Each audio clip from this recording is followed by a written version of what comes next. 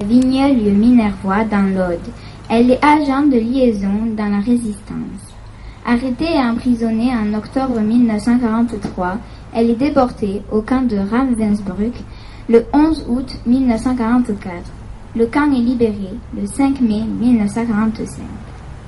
Elle évoque la libération du camp. Le 9 mai 1945, le lendemain de la capitulation allemande, nous ne savons rien de ce qui se passe. Nous sommes depuis 2 jours enfermés à clé dans nos baraquements avec des odeurs terribles. Certains prient, d'autres chantent, récitent. Soudain, nous entendons des coups énormes portés contre la porte en bois du bloc. La porte explose. Nous voyons un soldat comme nous n'en avons jamais vu. Un GA. Dans la seconde, nous comprenons que nous sommes libres. Des camarades se jettent sur lui, le couvrent de baisers, le remercient. Je le revois encore lever son arme au-dessus de sa tête et crier « Help, help ». Je n'oublierai jamais. Témoignage de Robert Carrière. Né le 2 novembre 1925, il entre en résistance à 17 ans et décide de rejoindre la France libre et le général de Gaulle en passant par les Pyrénées. Arrêté par la Gestapo près de Luchon, début octobre 1943. Il est déporté au camp de Buchenwald le 30 octobre 1943, puis transféré à Dora. Il est libéré en avril 1945. Il évoque son retour et les retrouvailles avec ses parents. Quand j'arrive chez moi, à Toulouse, mon père est seul. Il ouvre de grands yeux en me voyant, persuadé que je suis mort. Ma mère est absente, partie du côté de Gadour, chercher du ravitaillement chez des amis fermiers. Mon père téléphone pour lui dire de prendre le premier bus et de rentrer. En apprenant la nouvelle de mon retour, il paraît qu'elle a laissé tomber tous ses œufs. Quand ma mère arrive dans l'appartement, elle me bouscule sans le reconnaître. « Où est-il » répéta-t-elle sans cesse. Enfin, elle me reconnaît et me prend dans ses bras en pleurant. Puis elle me dit « Tu sens le mort ».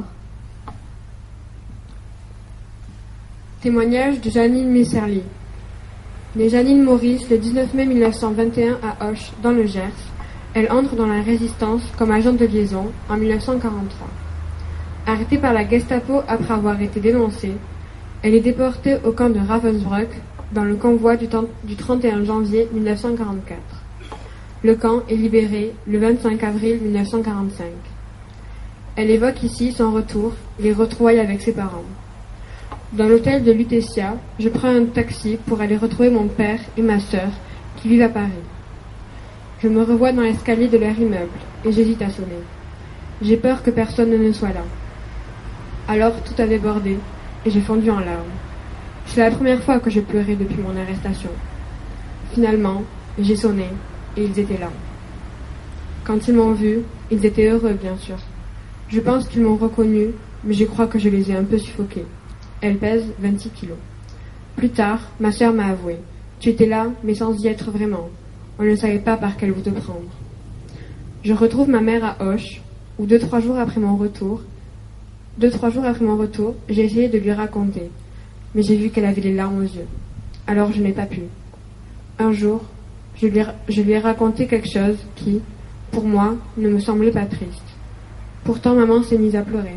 Tu ne vois pas que ça me fait mal. Alors, je n'ai plus rien dit. Et puis personne ne m'a posé de questions. Témoignage de Raymond Bois.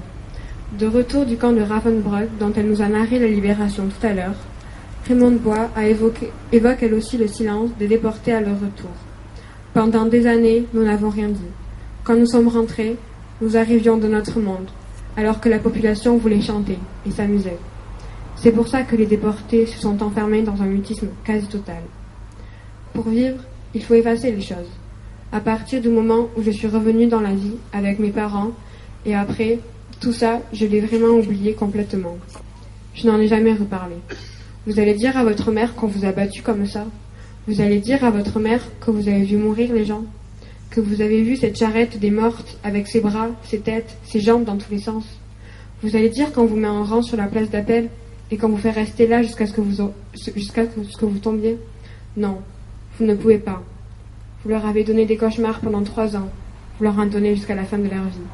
Non, c'est impossible. Et aucune de celles que je ne connais n'a rien dit.